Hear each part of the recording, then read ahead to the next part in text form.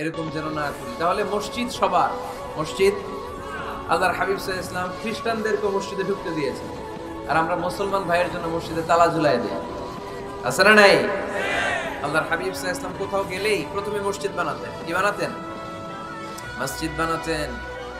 মক্কা থেকে হিজরত করে মদিনায় আসলেন, কোবায় থাকলেন কয়েক সপ্তাহ। কোবা পল্লীতে তিনি মসজিদ বানালেন, মসজিদ কোবা।